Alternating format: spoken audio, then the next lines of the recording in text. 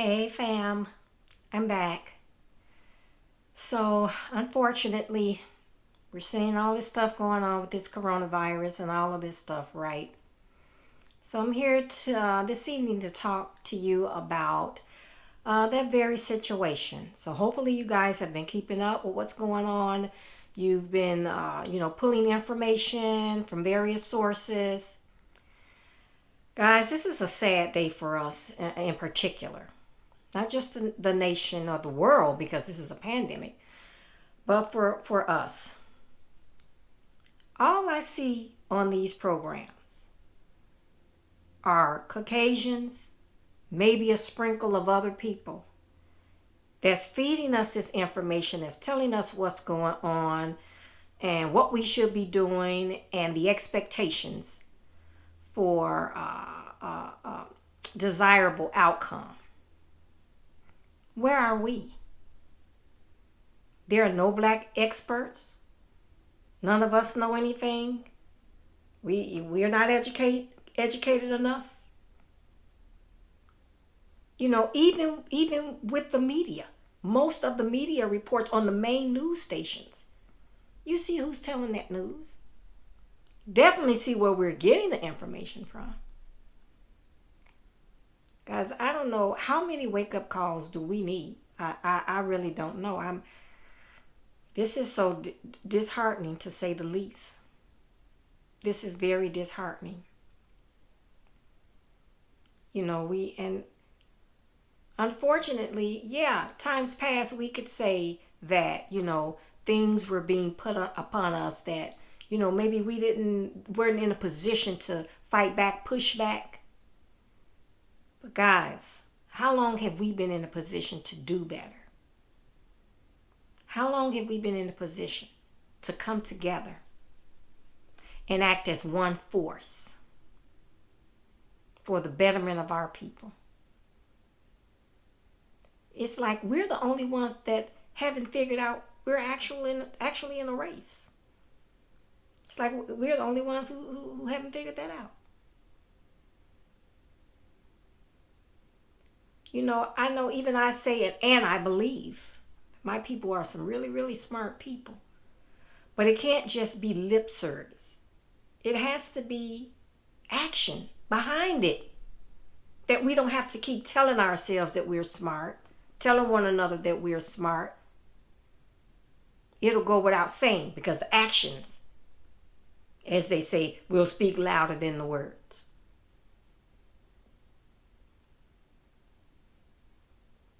I think about in the scriptures where it says, and you all know that was us. That's knowledge, that's knowledge that's out there now. If you don't know, I really don't know where you've been. But where Jesus himself had to tell us to love one another. Man, I'm telling you, when I first found out that was us, it was just sad. Because that was thousands of years ago. And in 2020, we're still having to tell our people to love one another, to come together, to stick together. It just makes me think, will we ever truly get the message? Will we ever truly get it? Because no one's going to be willing to do or going to do for you more than you're willing to do for yourself.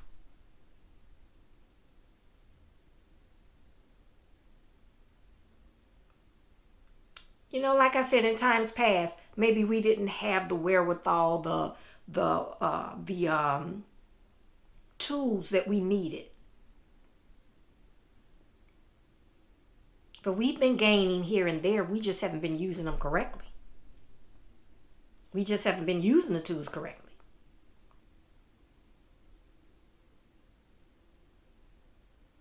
Something that's funny when I think about it. Now, this coronavirus has brought about an initiative for social distancing, right? That's something black folks ought to have been practicing. Until we got over this systematic virus that's trying to wipe us out. We should have been practicing social distancing quite some time ago.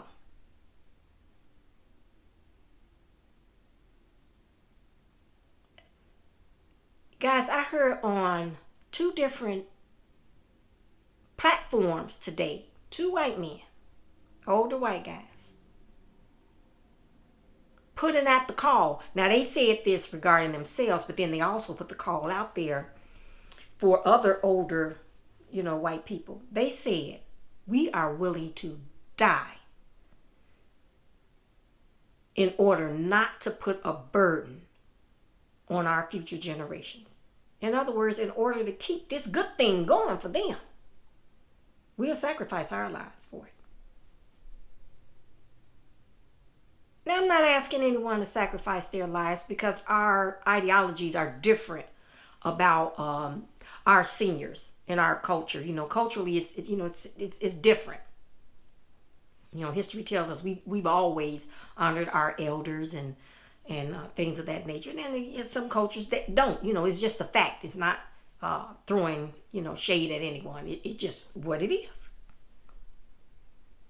But to hear them say this, we will give our lives because we do not want our future generations at a disadvantage.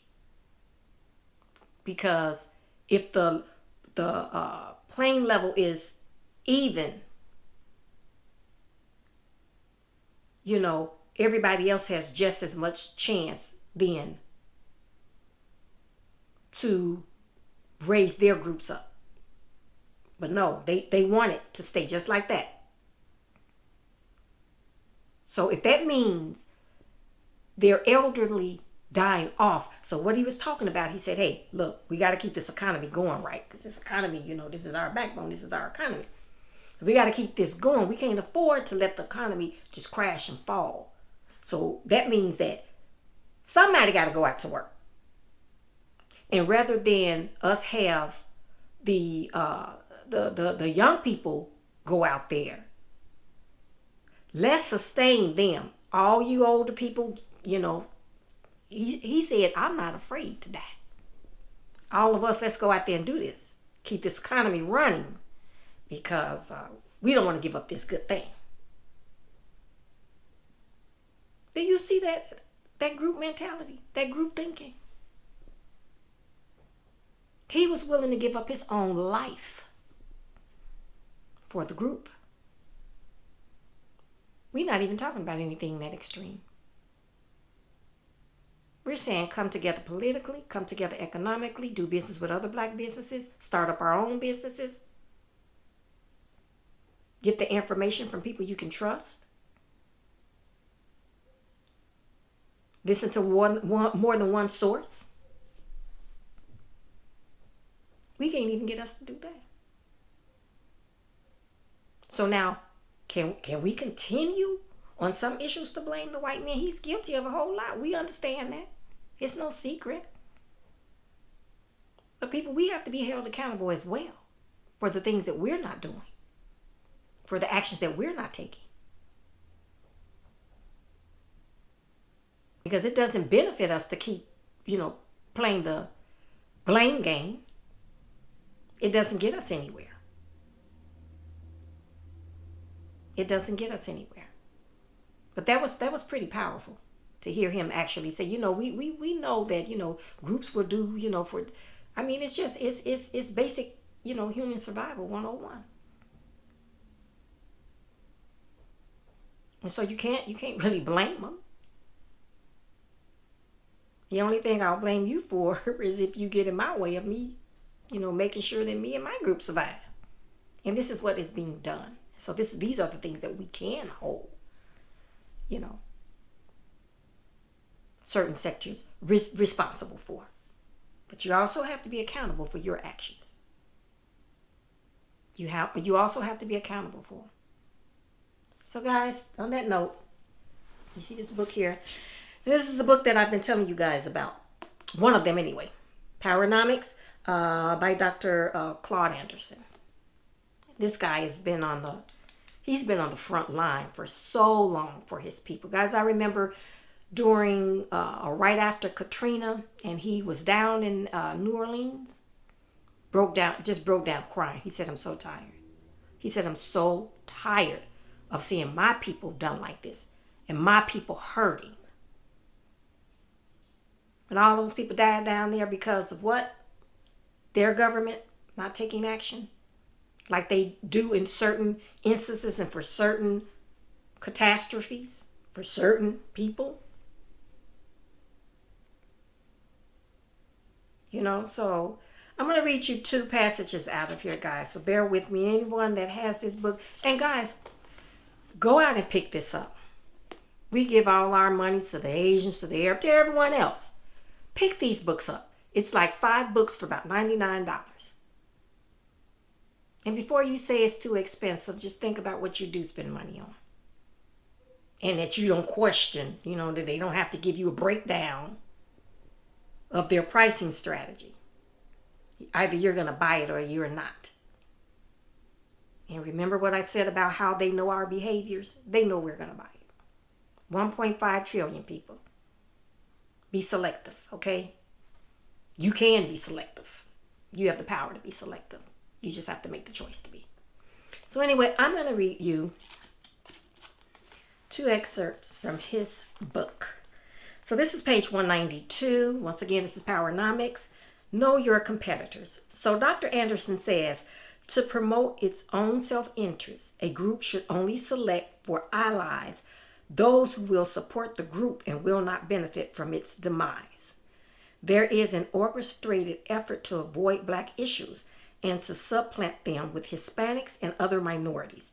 In 1972, the National Hispanic Party conceived a plan to subordinate black Americans by the year 2000 by bringing in a layer of minority ethnic groups between whites and blacks. The Hispanic empowerment strategy is to track and copy everything that black Americans do politically and economically, then offer Hispanics as a more socially acceptable alternative to blacks. Like Asians, Arab, European, gay, handicap, and women's organizations, Hispanic organizations do not promote a black agenda, nor do they equate black and Hispanic interests. Hispanics and other so-called minorities are competing against blacks, whether the black overclass knows it or not. Some Hispanic groups are even more competitive and freely state in their intent to totally displace blacks on the American agenda. In the spring of 1997, C-SPAN aired conference sessions for the Council of La Raza. Several speakers spoke openly and empathetically about how Hispanics would change the issues in the country from black and white to white and Hispanic. The number of Hispanics in the United States tripled between 1970 and 1990 and will surpass the black population by 2002. Now, guys, you know this ain't nothing but the truth. You know this ain't nothing but the truth. Because we be on those horizontal issues, right? Who is who? You're not thinking about the group. You're compartmentalizing things.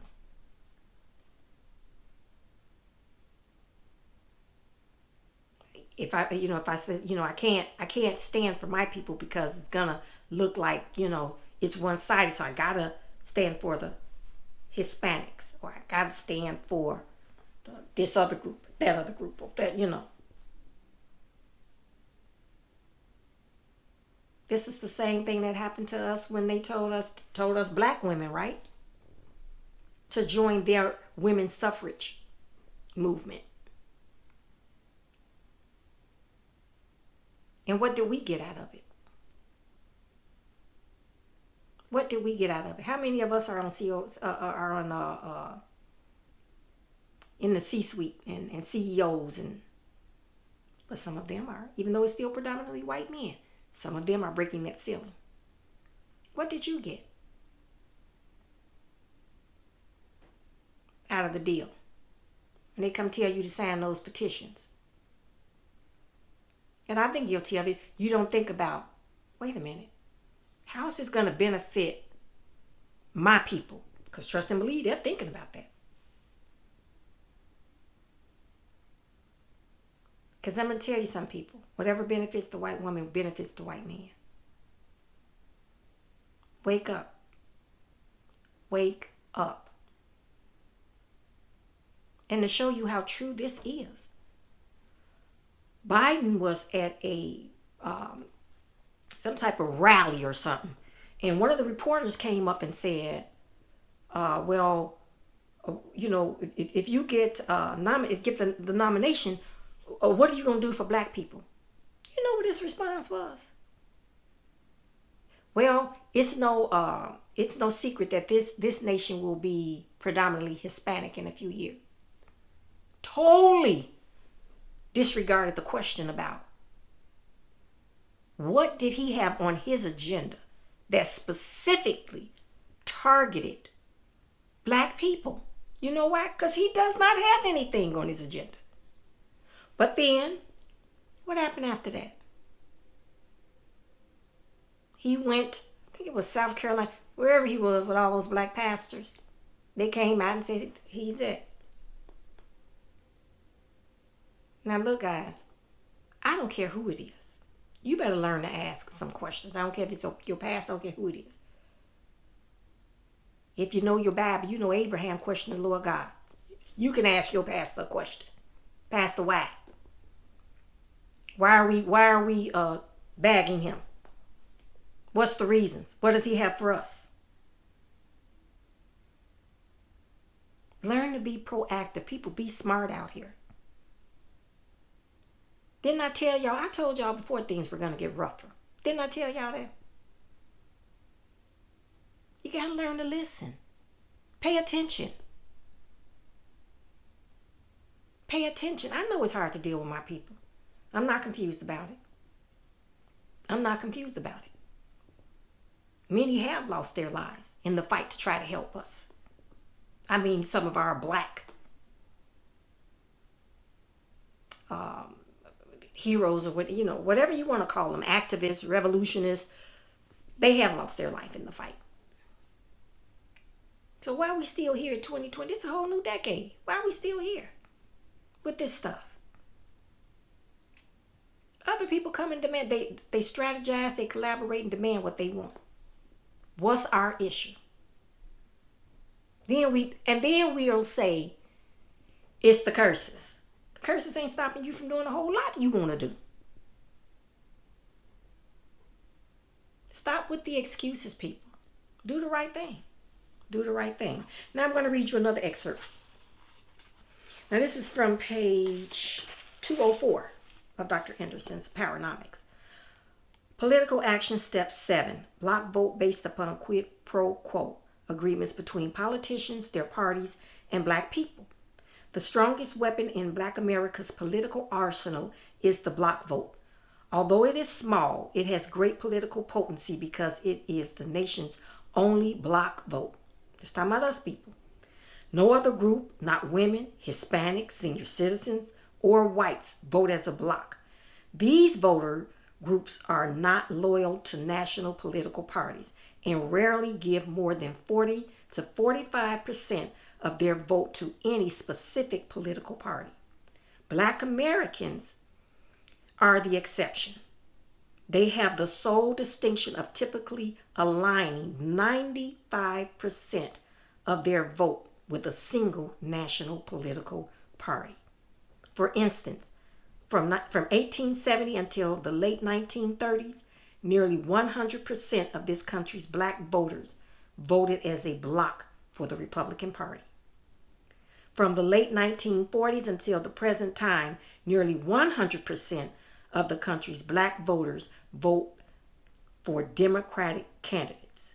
Over the course of these 40 years, neither the national political parties nor any white office holders have sponsored a program or political policy strictly and solely designed to address the needs and interests of Black Americans.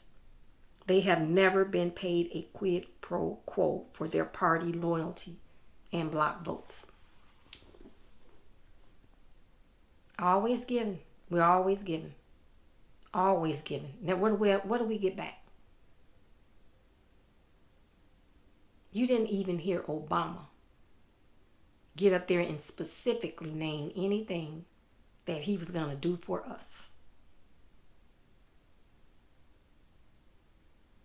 We got to be smart people. We got to be smart about our decisions, because we can't continue to blame everyone else. We're not taking any actions. Like I said, who's going to do for you what you're not even willing to do for yourself? No one. No one.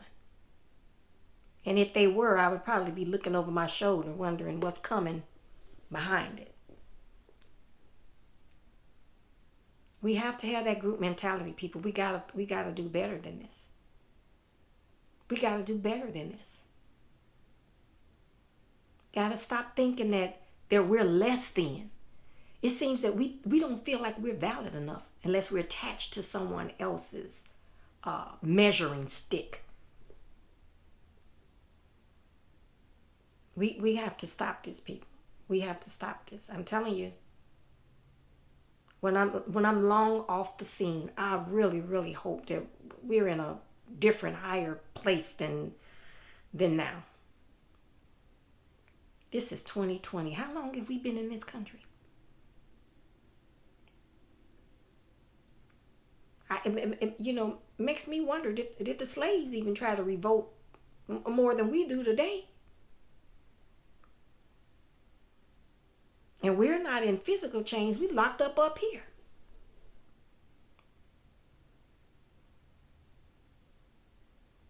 I mean, everybody, it's like that circle of life. Every species is feeding off another species, right?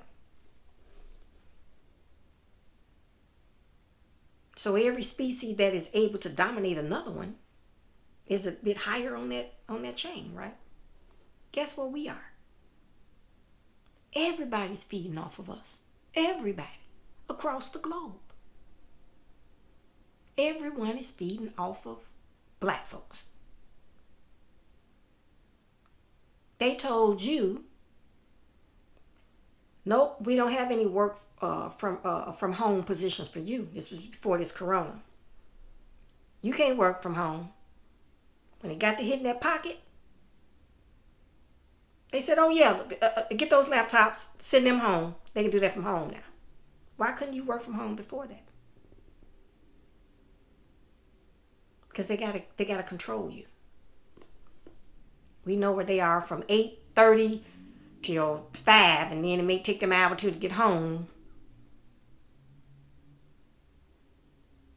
Don't have no time to be building, strategizing. But the ball is in our court to a great degree. We just have to do better. We just have to do better. And like I said, I don't find that shocking that they would say that they were willing, these two men would say they were willing to give their life. It's just survival of the fittest. The shoe was on the other foot, you wouldn't give this up either. That's just truth be told. But we have to figure out something where we're not always in the position of asking. Got to get to the position of sustainability, where we can maintain ourselves, we can sustain ourselves, and that we're in the game to negotiate the quid pro quo.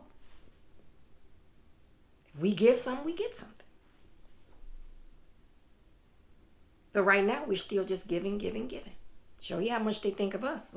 Not one, Black specialist in any field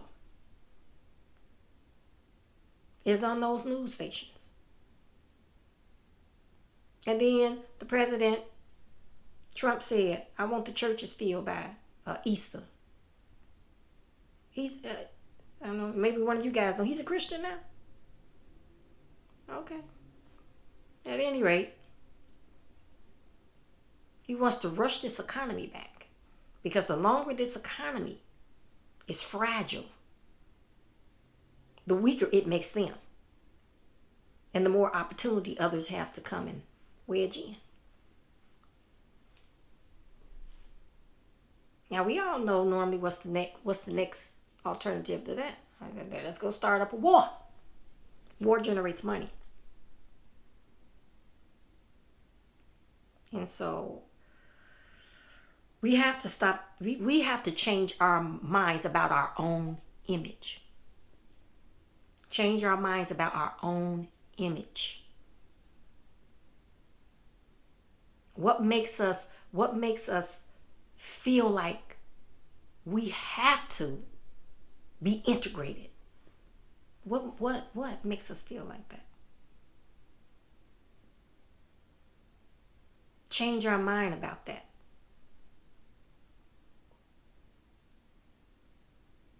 And then it maybe some of our circumstances would change. Start thinking about if you're in a position, you're on a job, and you're in a position to help more black people come on board. I'm going to tell you, I know it from firsthand. I've worked for several corporations, and I know it from firsthand. Specific groups, different groups, they're going to look out for one another.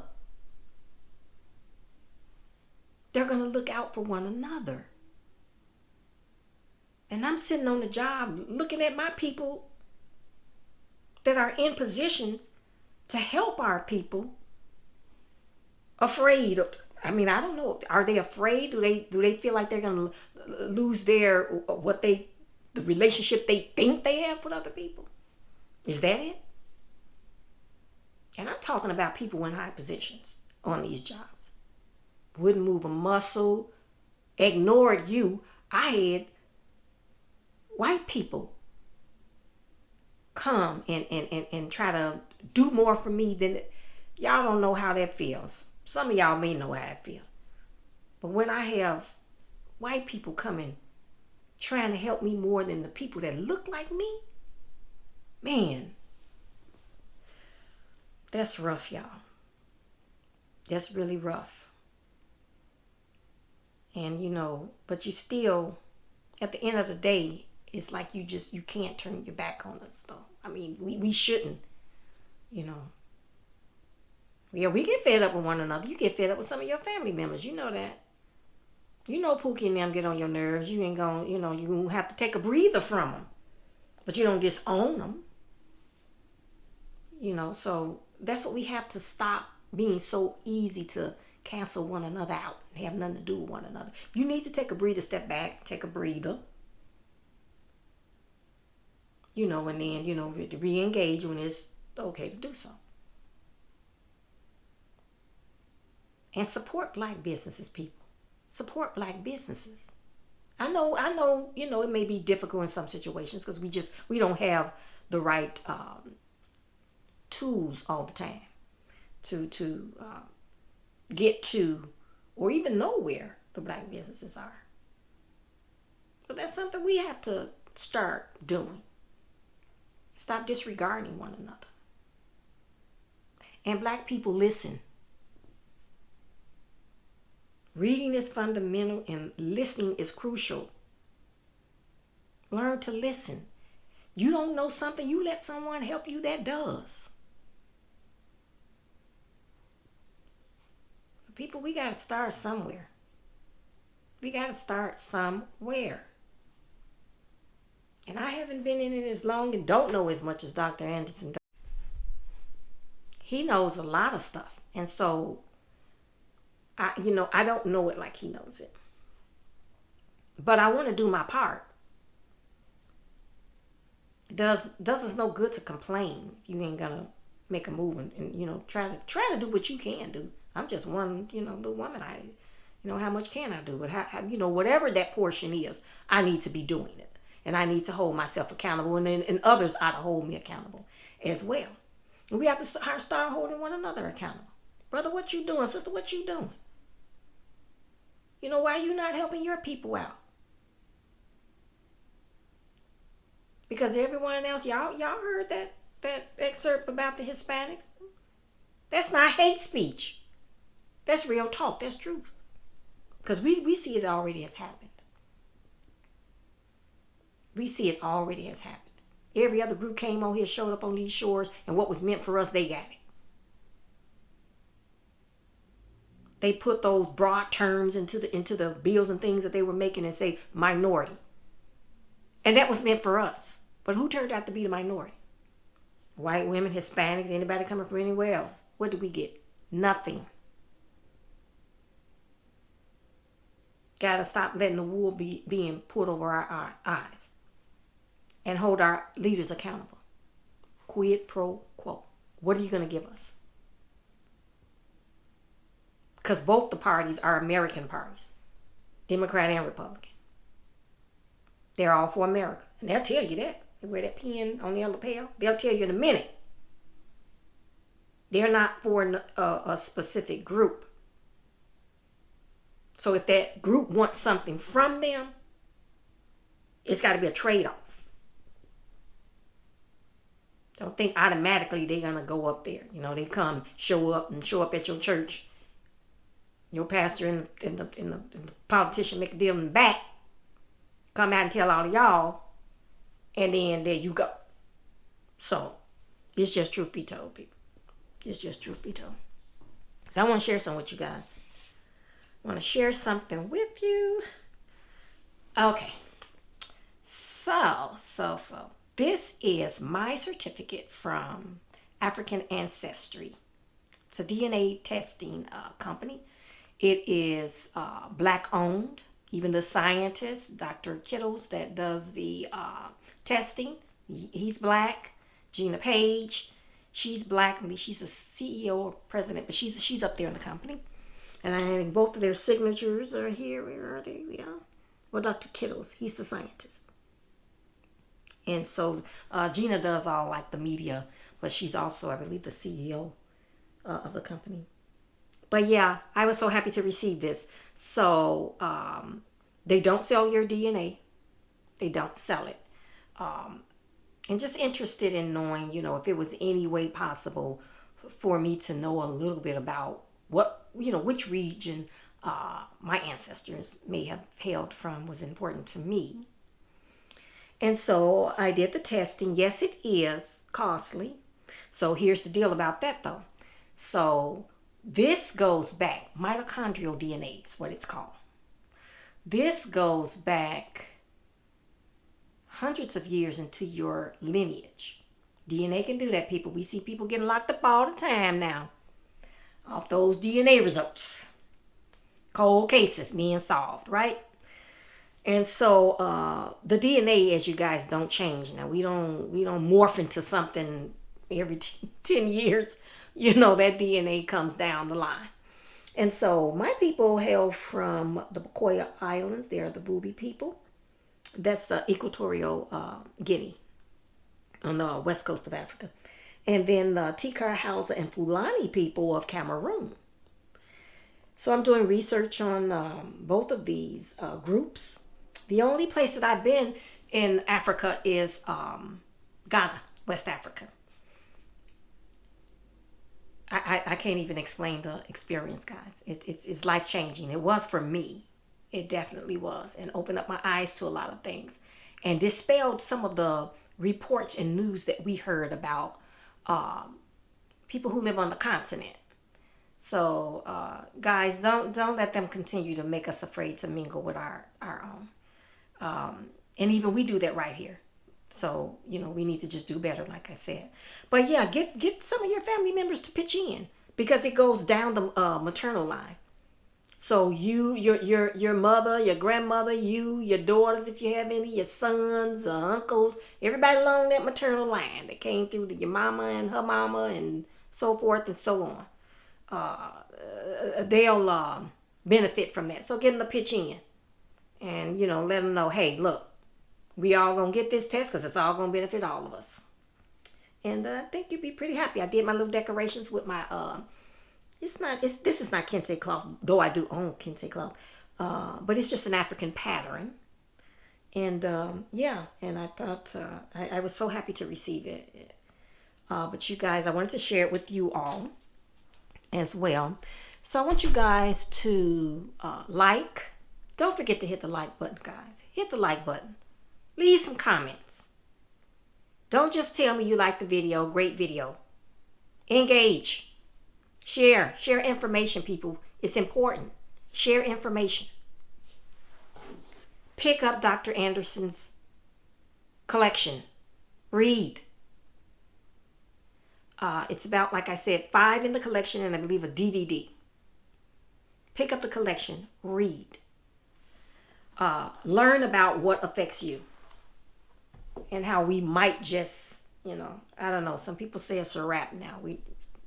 It's it for us, But pick that up, read it. Like I said, you spend money on what you want to spend it on. So invest in that as well. And you guys, remember to hit the subscribe button and the bell notification next to that so you'll get the notification when I upload new videos. Until next time, guys, stay safe, stay smart, and stay together. Talk to you all next time.